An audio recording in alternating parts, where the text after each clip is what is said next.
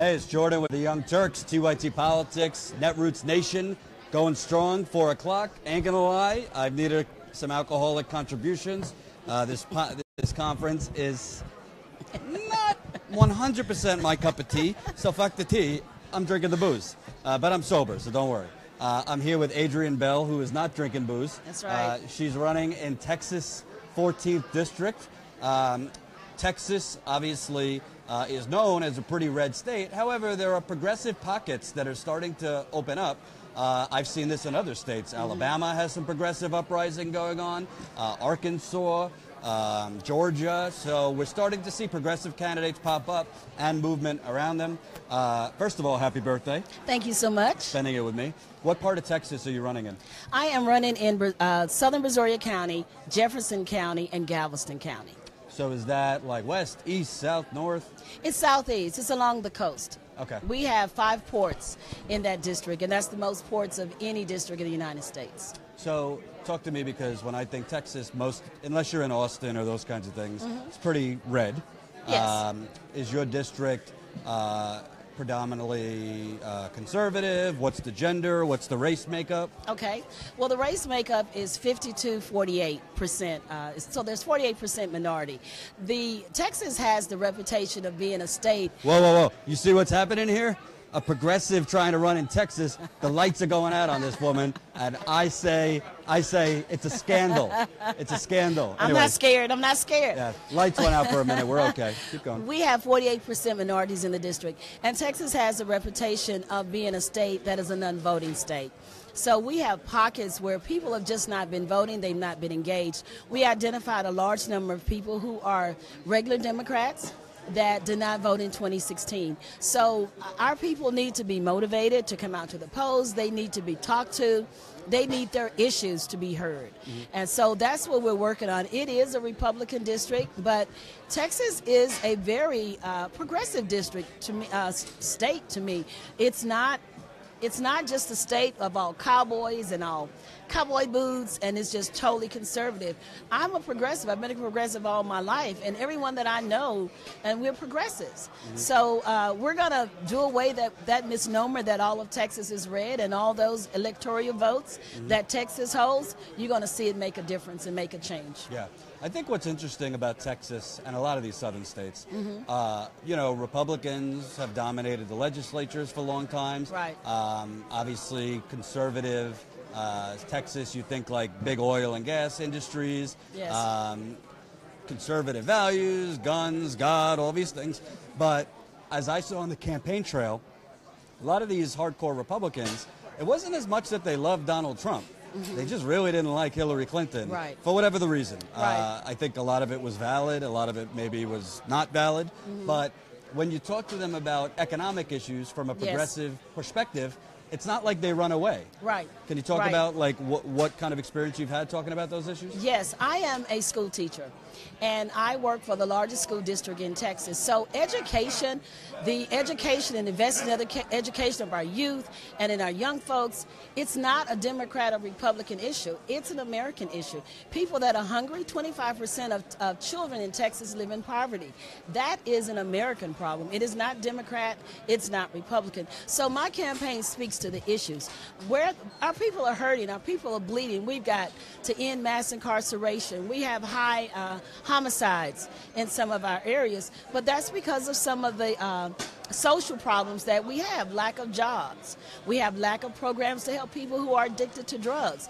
We need help in a lot of different areas that spirals and is causing crime rates to go up. So the things that I speak to, one of my greatest supporters is a Republican. He is a lifelong Republican. And so proudly, he told me that next year, for the first time in his life, he's going to vote in a Democratic primary so he can vote for me. Because he believes in the issues that I'm talking about, because I'm not talking about labels. I'm talking about people. And what can we do as elected representatives to help people? People need health care. Everyone's going to get sick. People need the things that at the end of the day you just want to take care of your family. Right. So what can I do as your representative to make sure that you can take care of your family at the end of the day? Right. And I want to read a little of your bio because I think it's interesting. A mother, a grandmother. You started out Again, these people with the lights. Let the progressive speak. Let the progressive speak. You started out pretty small kind of beginnings, but then you obtained a master's degree. You're also spare time volunteers, and you're for Medicare for All. Yes. $100 billion investment in infrastructure. Yes. And a new industry in her district, a new industry in your district, and of course education. I want to talk about the Medicare for All piece of it. Okay. Because you're at this conference. I don't see any Medicare for All panels. I don't see any Medicare for All. It's very, very big on the capital P progressive end of the party. Right. But it seems like the more establishment wing, it's like, oh, we're trying to fix Obamacare, but like we can't actually pass Medicare for All. Right. What are your thoughts on that? I think we need single-payer health care system. One of my supporters that I talked with, he's a doctor, and he said that one thing that having single-payer will help doctors get out of the business of the insurance business, and they could actually take care of their patients. And in the long run, over time, medical costs will go down. But one thing that we will have is to recognize that medical insurance, healthcare insurance, is a right. And so all Americans could be insured, because then you don't have to, we got so many things to worry about. If I don't have to worry about that when my child gets sick, I can't afford to take them to the hospital. If I can take care of you to where you have health care insurance, I take that worry away from you. Mm-hmm. As we get older, things fall apart. Mm-hmm. And so we are being priced out of the medical insurance business, our medical insurance premiums. Right now, as a teacher, our deductible is pretty high. The medical insurance, if I have to take a leave or if you have more people on your insurance plan, it's pretty expensive just to pay for your insurance. And some people say, you know what, it's probably better that I just pay that tax of not having health care insurance and then just not carry health care insurance. So we've got to get to the issue of making sure that all Americans are insured. We're the only country, or the only industrialized country, that's not taking care of our citizens with health care, and we're not doing right by them. And I'm assuming you're the current congressman in that district. Mm-hmm. Is it a he or she? It's a he. Yeah, not for that. But also, we see from the Democratic Party is, well, how are you going to pay for it? Right. Oh, it's not realistic. I don't hear that kind of chatter when we're dropping bombs on Syria. Exactly. Or now there's this build-up talk about North Korea. Right. Or how are we going to pay for $54 billion extra in the defense budget? Exactly. Or how are we going to pay for all these subsidies to big oil and gas in Texas and in the banks. Is there a better way to frame it to those conservative voters in Texas where, it's not that we don't have the money, it's that we're spending the money in the wrong places. Right. I am about budgets. I believe in budgets. We have budgets in our homes. If you don't have the money, you don't get it. Mm-hmm. But we can have programs where we can allocate our money better. Mm-hmm. And more efficiently. So when one of the programs that really works, the government takes care of is Medicare. Medicare is a good system. It works. So we can have a single-payer system. One entity takes care of it. You still pay for Medicare, but you still get so much more benefits, and you would just be able to go to a doctor, be able to go to a hospital. I am from Houston, which has the best hospitals in the world. And you'd be able to come and get good quality health care, not based on your money, not based on who you are or what you look like. Mm-hmm. And that's what I'm for. And you also work in the education industry, correct? Yes, I'm a second grade school teacher. So I want to talk about that because I've gone around the country the last year and a half, and frankly, a lot of misinformed and uninformed people. I'm not knocking the kiddies, it's not their fault, but I'm talking about the adults. Right. I think a lot of it comes from corporate media nonsense, a lot of regurgitation from the powerful, a lot of propaganda. But in terms of education, how do you, even people graduating college now or getting a master's, there's very little jobs. Right. You see the unemployment rate. They talk, unemployment's at a low, but a lot of these are part-time jobs. Right. A lot of people working 2 to 3 jobs. A lot of these jobs are freelance without benefits. I could go on. It seems like they're connected because the education system is so undernourished in this country. And Texas has one of the worst education systems in the country. Yes, can you kind of talk about that connection between education and the jobs crisis? Well, we believe that, I grew up during the time when the American dream was real. You worked hard, you got your good education, and you can make it. What are you talking about? It's your 30th birthday today. I know it's my 30th birthday, but the American dream was real. Okay. So, but now the American dream is a fantasy. My children, who are millennials, they don't have the same opportunity I had with a high school diploma. I came out, I had a high school diploma, I had a good job. I had a union job, which had good benefits, a good salary. And now, when you come out and you have a master's degree, it's hard for you to find a job because now it's like $10 is a good paying wage. No, it's not. And so we've got to get more invested and continue to invest in education. But once you get invested in education, where are the jobs for the people? Mm-hmm. Because we have them, but a lot of our jobs have gone overseas. We need more jobs that are dealing with renewable energies so we can have green energy jobs. We also need jobs that are more technological based because we're not, in the schools, we need funding to where we are training our children to use technology. Because they know how to play the games, but do they know how to build a program? Do they know how to build apps? Well, we don't have digital technology in our schools. The schools that have money, they have them. Mm-hmm. But my school, we have 90% of our students are on free lunch. And so if I want computers in my classroom, I'd have to buy them so that my kids, would be able to have technology because a lot of them don't have internet service at home. Mm-hmm. So we've got to merge the two. We've got an education system that is being run by people who don't know education. They're making laws, but they don't know anything about education. So the two can't merge together. Mm-hmm. So I'm going to say this. I want to be one of those proponents, be the person that helped get rid of high-stakes testing mm-hmm. in America. Because what it's doing in Texas, and Texas, because we're so large, the textbook industry is really based off what do we read in Texas. Mm-hmm. Because we buy so many textbooks. Well, we are spending $13 billion a year in Texas on testing. We could take $13 billion and do so much more than testing our students. Mm-hmm. We could supply them with technology. We could supply them with pre-K education, all-day education for all of our children with $13 billion. Instead, we want to test our students. Right. But also it's priorities, right? Like, mm-hmm. I bet you if you go to every half the Republican voters in Texas, if you say to them, do you think Chevron or ExxonMobil should get hundreds of millions of dollars in subsidies a year? Right. I don't, you could be, I don't agree with the pipelines and all that, mm-hmm. but you don't have to be against the pipelines to think, no, we should get that investment in our kids or right. health care or things like that. Right. Do you feel like, let's say you're talking to more conservative voters in Texas and they mm-hmm. say to you, all right, I like your stuff, but there's no such thing as a free lunch. How are we going to pay for that? How do you respond? Well, it depends on what we're talking about and how we can reallocate our expenses in our budget. Just like the example I gave you, we're spending $13 billion in education on testing.